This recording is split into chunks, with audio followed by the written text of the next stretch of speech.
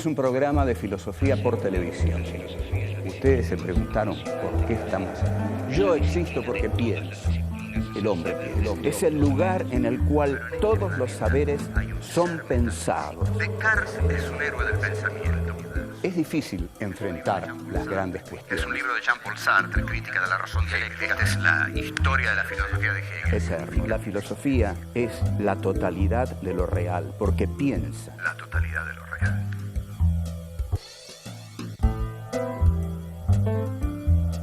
Sacad la filosofía a la calle.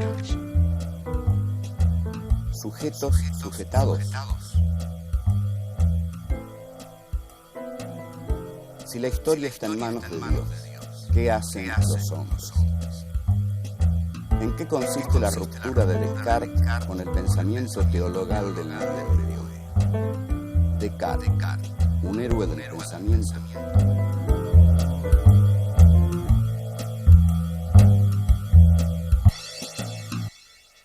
Habíamos dicho en el programa anterior que la filosofía tiene como surgimiento la condición finita del hombre, que en realidad si el hombre no fuera un ser finito, es decir, un ser finito es una frase un poco demasiado exquisita para decir que estira la pata, digamos, es más concreto, se muere, el hombre se muere, y es porque se muere que reflexiona, filosofa, hace todas las cosas que hace sobre este mundo. Si en lugar de hombres fuéramos dioses, no nos preocuparía las cosas que preocupan a la filosofía, porque los dioses no hacen filosofía, los dioses son dioses y bueno, o retosan en el Olimpo o le dictan las tablas de la ley a Moisés, bueno, o hacen cosas que ninguna de las cuales implica morirse, pero el hombre sí, el hombre es un ser finito y lo interesante de esto, para avanzar, porque esto ya lo dijimos, es ¿qué pasaría si fuéramos inmortales? ¿Qué pasaría si no nos muriéramos? Hay un cuento, excelente cuento, porque no todos los cuentos de Borges son buenos, pero este es bueno en serio, que es El Inmortal. El Inmortal trata justamente la historia de alguien que no va a morir jamás. Y se encuentra con Homero una vez, Homero que es inmortal. Entonces narra y dice, me encontré con Homero en las puertas de Tánger. Me despedí de Homero en las puertas de Tánger. Creo que no nos dijimos adiós. Claro, porque dos inmortales no se pueden decir adiós. Dos inmortales, inevitablemente, en el largo de su inacabable vida, se van a volver a encontrar en algún momento. Nosotros decimos adiós, hasta luego, hasta pronto, que te vaya bien en ese viaje, ojalá vuelvas pronto, porque sabemos que cada partida puede tener un no retorno, puede no tener un retorno. Dos inmortales que se separan saben que en algún momento de sus vidas se van a volver a encontrar. O sea, ¿qué sacamos de esto? Que el hombre es un ser patético, porque vive una situación patética, la de saber su finitud, pero a la vez es un ser precioso, porque cada uno de los instantes de su vida vale infinitamente. El instante de la vida de un inmortal no vale nada, porque ese instante va a ser repetido hasta la náusea, va a ser repetido hasta el infinito. En cambio, cada uno de los instantes de nuestra vida es único porque es un camino hacia la muerte, es verdad, pero es también nuestra vida actual, presente, la que estamos viviendo ahora. Entonces, eso es lo que nos hace preciosos. Cada momento de nuestra vida es precioso. Entonces, eso es, digamos, lo que Borges básicamente plantea en ese cuento, El Inmortal, y lo plantea muy bien, y por supuesto con muy buena prosa, porque Borges escribía muy bien. Ahora, el pensamiento filosófico es deseable que sea autónomo, y no solo el pensamiento filosófico, el suyo también, el mío también.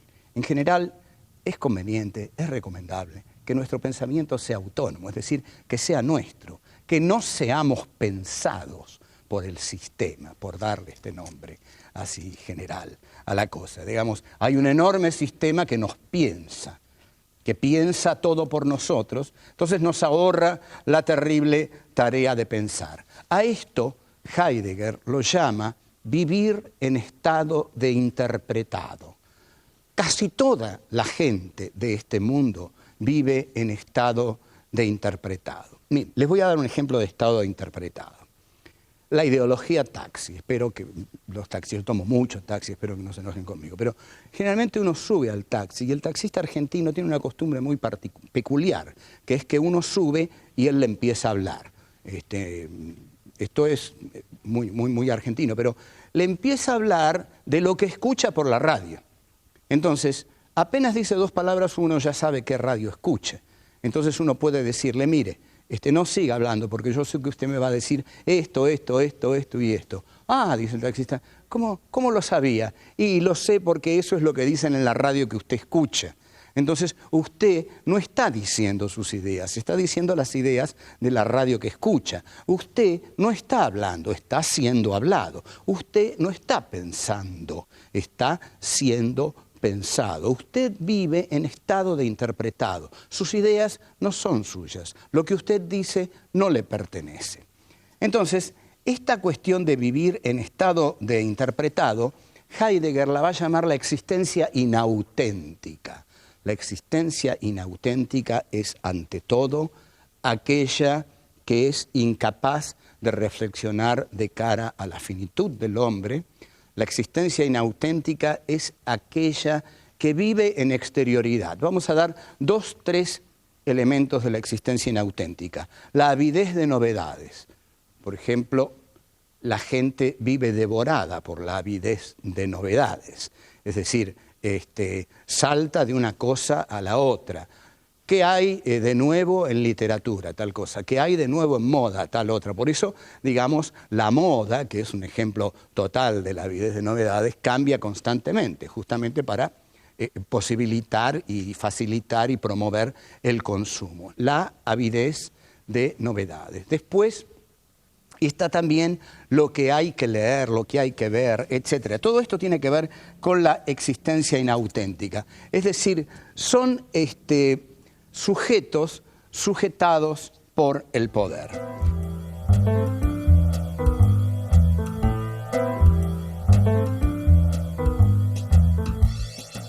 La filosofía tiene como condición de posibilidad dejar de lado a Dios, porque la filosofía es un sistema de formular preguntas y de posibilitar algunas respuestas.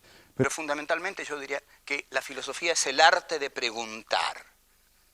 En cambio, Dios es el arte o el ser que da todas las respuestas. Durante el medioevo, los hombres no hicieron filosofía porque la verdad les era revelada por Dios. Al serles la verdad revelada por Dios, no buscaban la verdad.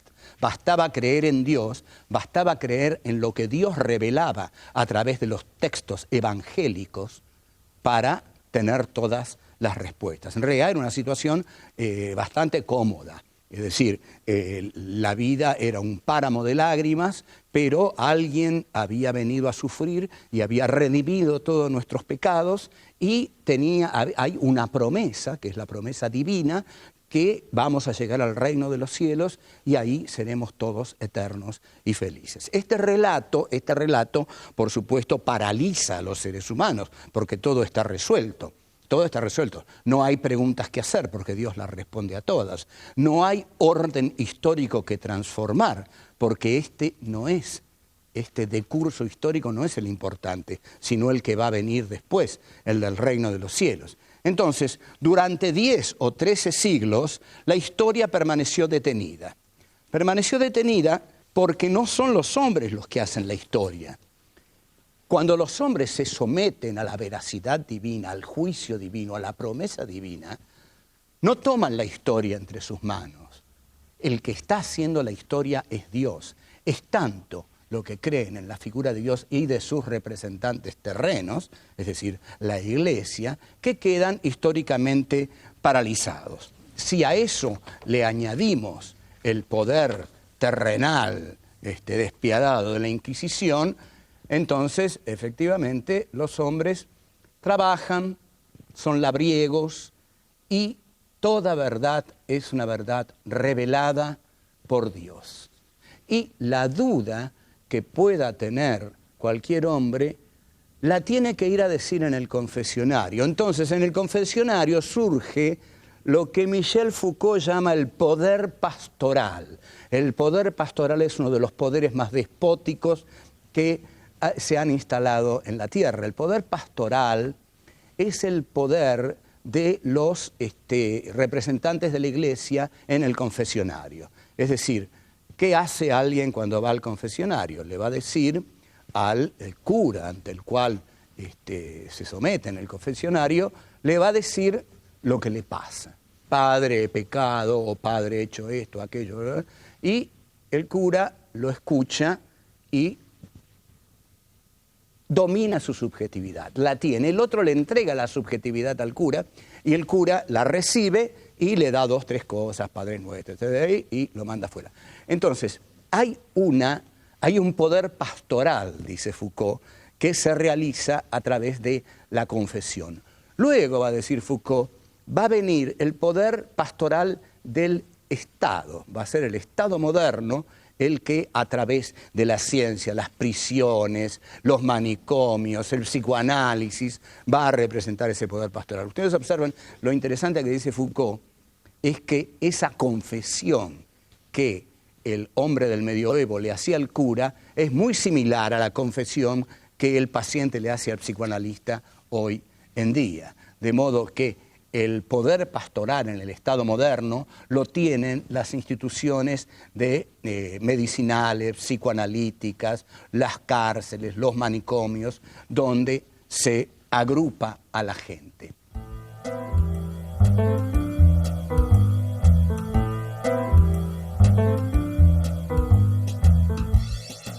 Colón, al descubrir América,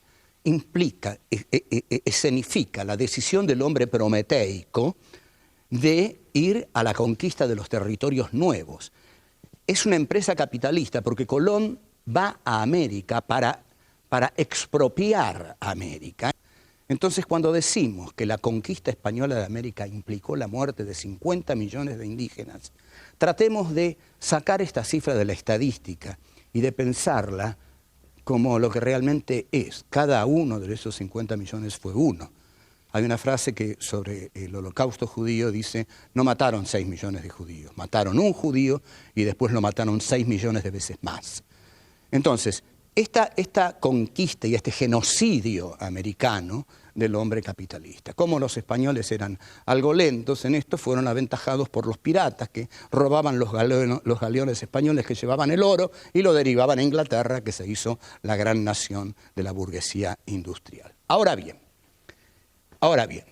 en 1637 Descartes pone al hombre en la centralidad, desplaza a Dios. Dios ya no es el que está en la centralidad. Dios ya no es el centro, el que revela la verdad a los demás hombres. Ahora, lo que es puesto en la centralidad de la explicación de la historia humana es el hombre. El hombre, atención, en tanto sujeto. El hombre en tanto pensamiento. El hombre en tanto subjetividad. Lo que hace Descartes es decir, con esa famosa frasecita, pienso, luego existo, cogito, ergo, sum, lo que está diciendo Descartes es que el sujeto capitalista al cual él representa se define por la subjetividad y que ahora es la subjetividad aquello que da fundamento a todo lo existente. La subjetividad es ahora el subjectum. El subjectum es aquello que subyace a todo lo que existe. Así como los griegos lo llamaban hipokeimenon, es decir, aquello que es como el basamento de todo lo existente, Descartes, al poner el pensamiento como base de todo decurso filosófico, histórico, etcétera, etcétera, ahora es la subjetividad del hombre el punto de partida de todo razonamiento. Con esto entonces nosotros tenemos nada menos que esta subjetividad, no es cualquier subjetividad. Esto que yo estoy explicando habitualmente no se explica de este modo. Habitualmente se dice que Descartes dijo pienso, luego existo, que después vino Kant y dijo las condiciones de posibilidad del sujeto son las mismas que las del objeto, que después vino Hegel y dijo todo consiste en concebir a la sustancia como un sujeto. Es decir, ¿qué hace esa gente? No hace historia razonada de la filosofía, hace historia de los héroes del pensamiento, digamos. Descartes, pasamos a Kant, pasamos a Hegel, pasamos a Nietzsche. Entonces, todo esto es un gran movimiento. Es decir, Colón descubre América, Copérnico, Giordano Bruno, Galileo y Descartes. Y Descartes viene a decir, ya que hemos desafiado tanto en el campo astronómico a el poder de la Iglesia, digamos la verdad, el hombre se está adueñando de la historia. Cuando Descartes, es decir, y el Renacimiento, surgen, es que el hombre se está adueñando de la historia. Les voy a dar un ejemplo muy contundente. Durante 13 siglos en la Edad Media no pasó nada o pasó poco. El discurso del método es de 1637 y en 1789 ocurre la gran revolución burguesa, que es la Revolución Francesa. De 1637 a 1789 hay muy poco tiempo. Cuando Descartes escribe el discurso del método, le está cortando la cabeza a Luis XVI, porque ahí es el hombre de la burguesía el que se pone en la centralidad y es el hombre de la burguesía capitalista el que comienza a hacer la historia. Entonces, cuando el hombre comienza a hacer la historia se dinamiza, porque el hombre ya no está esperando de Dios que Dios haga la historia, la hace él. Entonces la historia cobra un ritmo que antes no tenía, porque antes era la etapa de la espera. Se esperaba el reino de los cielos. Ahora los hombres ya no esperan nada, lo hacen todo ellos.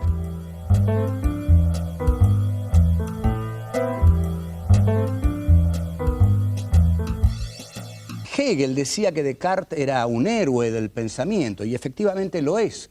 Es un héroe del pensamiento del capitalismo burgués. Con Descartes surge la subjetividad capitalista. A algunos quizás les llame la atención que yo una a Descartes con el surgimiento de la subjetividad capitalista, pero es que la filosofía es así.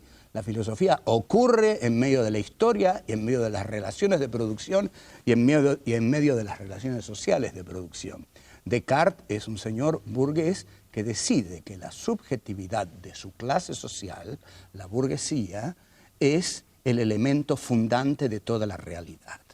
Entonces, Hegel, que también era un filósofo de la burguesía, lo llama héroe del pensamiento porque se ha atrevido a dudar de todo y sobre todo se ha atrevido a dejar a Dios como principio supremo.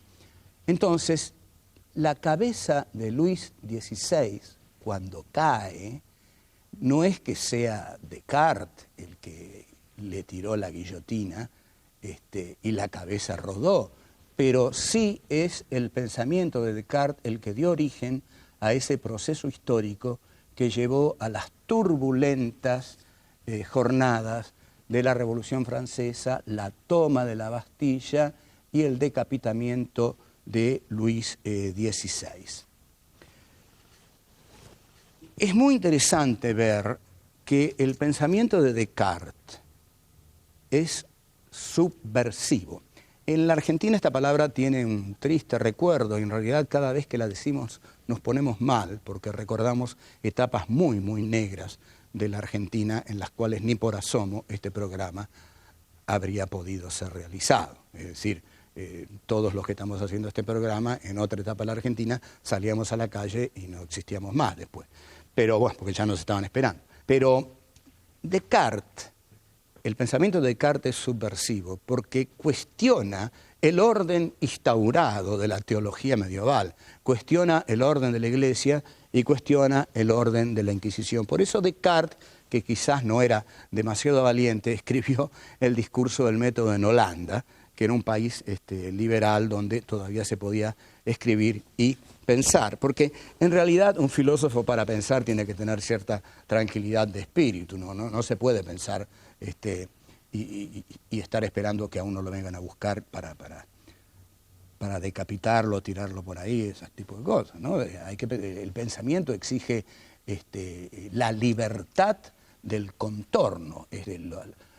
Los regímenes autoritarios lo primero que hacen es establecer un dogma y prohibir el pensamiento libre. Eso ocurre tanto en la Iglesia medieval como ocurrió en el régimen soviético durante el estalinismo. Es decir, que se establece un dogma del partido y el que piensa fuera del dogma del partido es liquidado, Siberia. Bueno, entonces, el pensamiento de Descartes es subversivo porque lo subversivo es lo que subvierte. Es decir, lo que subvierte es que cambia, lleva a que una cosa se transforme en otra. Y el pensamiento de la burguesía capitalista que expresa Descartes se expresa en la realidad a partir de la praxis de los revolucionarios franceses. Hay cosas notables que influyen en la historia. Una de las cosas que más decidió el ímpetu salvaje de la Revolución Francesa fue el pensamiento, por supuesto, de los ilustrados, el pensamiento de la Ilustración. Los que escribieron la enciclopedia, Diderot, d'Alembert, Rousseau, Voltaire, pero hubo una frase de María Antonieta que llenó de indignación y de fuerza revolucionaria a toda la población, al menos a las clases que pasaban hambre. Le preguntaron a esta reina, le informaron a esta reina que el pueblo tenía hambre. Y célebremente, María Antonieta dijo, ¿por qué tiene hambre el pueblo? Y le dijeron, porque no tiene pan. Y ella respondió, bueno, que coman pasteles. Y este fue uno de los motivos que dinamitó la Revolución Francesa. Esa frase resultó intolerable para la plebe, y la plebe, a partir de esa injuria, decide rebelarse y la revolución se desata. Como vemos, a veces basta un elemento de irritación para que una situación encuentre el desenlace histórico detrás del cual estaba.